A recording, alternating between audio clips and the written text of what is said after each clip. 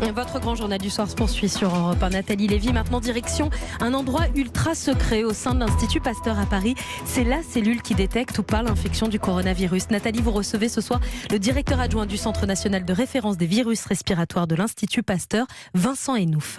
Bonsoir Vincent Enouf. Bonsoir. Merci d'être avec nous sur Europe 1. Vous nous ouvrez les portes ce soir en quelque sorte du Centre national de référence des virus respiratoires de l'Institut Pasteur. À ce jour, 11 personnes contaminées en France. Combien êtes-vous, vous, dans ce centre? Combien êtes-vous de scientifiques à travailler depuis le début de cette épidémie? Alors, le nombre de personnes qui travaillent maintenant sur le nouveau coronavirus a nettement augmenté, mais en tous les cas, dans les premiers temps, sur la période de capacité de mise en place d'un système de détection et surtout de détection des premiers cas, on était à peu près une dizaine au Centre national de référence. Vous avez été rejoint, c'est-à-dire que vous avez demandé du renfort ? Alors, on a demandé du renfort de la part de la cellule d'intervention biologique d'urgence. Et puis, à partir du moment où on a détecté les premiers cas et qu'on a isolé le virus, eh bien, des thématiques de recherche se sont mises en place. Il y a une task force à l'Institut Pasteur qui s'est mise en place de telle manière à travailler dans différents domaines tels que la vaccinologie, la sérologie, pour pouvoir justement avancer dans ces domaines le plus rapidement possible. Alors venons-en au virus. Comment vous parviennent, expliquez-nous le cheminement, les prélèvements ou échantillons suspects sur lesquels vous allez ensuite travailler ? Alors, à partir du moment où est basée une suspicion, des prélèvements sont effectués sur la personne. Ce sont des prélèvements qu'on dit dans un premier temps respiratoires, des prélèvements nasopharyngés ou un petit peu plus profonds comme des liquides broncho-alvéolaires par exemple. En tous les cas, ces prélèvements nous parviennent dans des tubes qui se trouvent dans des petits cartons qui représentent en fait un triple emballage. C'est tout un système de protection et ce sont des transporteurs agréés donc qui nous apportent ces prélèvements. Ensuite, vous avez une étape de préparation de cet échantillon de telle manière à ce qu'on puisse travailler dessus de manière non dangereuse. Et ensuite, il y a plein d'étapes, justement, plusieurs étapes de préparation du génome du virus s'il est présent dans cet échantillon, de telle manière à ce qu'on puisse le détecter ensuite. Aujourd'hui, à quelle fréquence vous parviennent ces prélèvements? Est-ce que ça s'est accéléré ces jours-ci? Est-ce qu'ils arrivent uniquement depuis la France? Alors, je dirais qu'à l'Institut Pasteur, ça s'est pas accéléré puisque dans le sens où on a donné la technique, diffusé la technique, que les laboratoires aussi ont commandé eux-mêmes différentes techniques de telle manière à pouvoir aussi détecter dans plusieurs régions françaises maintenant le virus. Ils sont en capacité de le faire. Et donc, à partir de ce moment-là, nous, on va, si on était amené à découvrir d'autres suspicions, en tous les cas qu'elles soient positives, on recevrait uniquement les résultats positifs. Mais on reçoit quand même un certain nombre de suspicions, c'est à peu près une dizaine par jour actuellement. Une dizaine par jour. À partir du moment où vous les avez, de combien de temps avez-vous besoin pour dire si une personne regarde ces échantillons est oui ou non contaminée ? Donc il nous faut à peu près 4-5 heures pour être en capacité de dire si le prélèvement est positif ou négatif pour ce nouveau coronavirus. Mais dessus, on détecte aussi, on recherche d'autres virus respiratoires pour pouvoir répondre aux médecins que, par exemple, la personne est infectée par une grippe. Car actuellement, il faut le dire aussi, c'est que l'épidémie de grippe s'installe en France et qu'on a davantage de personnes grippées actuellement. Ouais. Vous nous avez expliqué le transfert de ces tests et autres prélèvements, échantillons dans des cartons bien spécifiques. Vous, justement, avec vos équipes, comment travaillez-vous? Dans quel type de sécurité? Alors on travaille dans des sécurités plus élevées que d'habitude, c'est-à-dire qu'on se trouve toujours dans un laboratoire de type de sécurité type 2. C'est-à-dire? Et on s'habille. Alors 2, c'est-à-dire que vous avez une pièce dont l'air peut rentrer mais ne peut ressortir qu'une fois filtré. Donc c'est la protection de tout ce qui vous entoure. Et dans cette pièce, vous avez aussi des postes de sécurité microbiologique qui permettent de protéger évidemment le prélèvement, mais surtout le personnel qui lui-même est protégé par des doubles gants, une combinaison intégrale, des lunettes. D'accord. Et ce sont des combinaisons et des précautions que l'on prend habituellement dans des laboratoires de type 3 avec un niveau de sécurité supplémentaire. Alors les précautions, j'imagine qu'elles sont prises aussi dans les gestes de vos techniciens. Ce doit être très précis au millimètre près. Là, ça prend. On a une dose de fatigue qui fait qu'à un moment, on ne peut plus manipuler ces échantillons. Comment ça se passe au quotidien ? On est une équipe de professionnels, donc le personnel est complètement habitué à travailler dans ces conditions.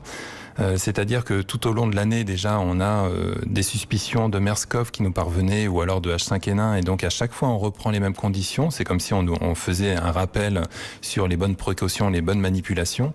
Et puis, il faut savoir aussi que les conditions dans lesquelles on travaille sont les conditions de tous les jours, en fin de compte. Donc le personnel est très habitué à travailler là-dedans, dans ces conditions.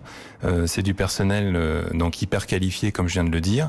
Et donc, et en plus, on a la chance à l'Institut Pasteur d'avoir des conditions de travail optimales pour pouvoir travailler en toute connaissance de cause et en sécurité. Avec néanmoins, j'imagine, un rythme extrêmement soutenu, compte tenu de ce virus.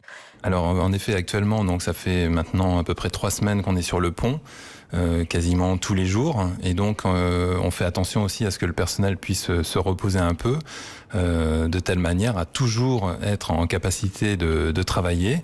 Il faut savoir aussi que dans la journée, tous les matins, est organisé le travail de chacun, dans le sens où si une personne fait une extraction, par exemple, de génome, cette personne ne pourra pas préparer les milieux réactionnels, etc. Donc il y a toute une logistique qui est visée tous les matins de telle manière à ce qu'il n'y ait pas de contamination inter-échantillon. Alors quand le virus est dans l'échantillon, analysé, quelle est ensuite la procédure ? Alors à partir du moment où on aura détecté un virus dans un prélèvement, le premier qui sera prévenu, ça sera le clinicien, ça sera la personne en charge du malade qui sera prévenue. Et ensuite, la Direction générale de la santé et Santé publique France. D'accord. Outre les nouveaux échantillons que vous recevez quotidiennement, comment suivez-vous les prélèvements des malades français infectés ? On est à 6 à ce jour. Tout à fait, on est à 6. Enfin, plus les 5, mais qui sont pas hospitalisés. Là, si on parle des 6 qui est hospitalisés, donc il y a eu un grand nombre de prélèvements effectués, que ce soit des prélèvements respiratoires, mais pas uniquement, des prélèvements de sang, de sel, d'urine, de telle manière à mieux connaître ce virus. Aujourd'hui, on se pose des tas de questions sur est-ce on détecte ce virus dans le sang, est-ce qu'on le retrouve dans les selles, est-ce qu'on le retrouve dans les urines, et suivant là où on peut le retrouver, eh bien, il faut mettre en place des mesures barrières de telle manière à éviter sa diffusion. Donc dans un premier temps, en effet, sa méthode primaire, c'est la diffusion aéroportée. Donc ça va être lorsque vous toussez et qu'une personne en face de vous va inhaler les postillons, enfin en tous les cas les particules virales, vous allez tomber malade. Mais aujourd'hui, on se pose la question aussi, est-ce qu'il y a un passage dû aux fesses ? Donc il y a toutes ces questions qui restent posées, et surtout combien de temps la personne va excréter le virus, en tous les cas chez qui on va le détecter. Est-ce que cette personne, une fois guérie, est-ce qu'on détecte toujours le virus, et est-ce que si on le détecte toujours, est-ce que c'est un virus qui est capable d'infecter une autre personne ? Toutes ces questions restent posées, et le fait d'avoir ces 6 cas hospitalisés, en tous les cas en surveillance, eh bien nous permet d'avancer sur la connaissance du virus. À ce stade, toujours pas de traitement efficace. Est-ce mauvais signe ? Non, les traitements efficaces, c'est un virus respiratoire. Vous savez que pour la grippe, il n'y a pas tellement de traitements efficaces quand vous êtes, en bonne santé au départ. C'est-à-dire que on va traiter la fièvre, on va traiter la symptomatologie. Après, s'il y a des complications où vous êtes hospitalisé, là, il peut y avoir une utilisation d'antiviraux, par exemple, qui peut être aussi utilisé en médecine générale, mais c'est moins fréquent. Sur le nouveau coronavirus, eh bien, des essais sont en cours pour vérifier si des molécules déjà connues, déjà des antiviraux, pourraient agir sur ces patients, sur cette maladie. Un mot du port du masque chirurgical. La pénurie se fait sentir en France en pharmacie. Est-il capable d'éviter la contamination entre humains ? Alors le masque chirurgical peut empêcher, si vous voulez, la personne malade qui le porte va limiter, en fait, le masque chirurgical va limiter la diffusion des postillons, des particules virales. En revanche, porter un masque chirurgical dans un contexte où il y a d'autres malades ne vous protège pas, parce que sur les côtés, en fin de compte, quand vous allez respirer, vous avez la possibilité d'inhaler des particules virales. Depuis un mois et l'apparition de ce coronavirus, la France réagit-elle à la mesure de l'événement ?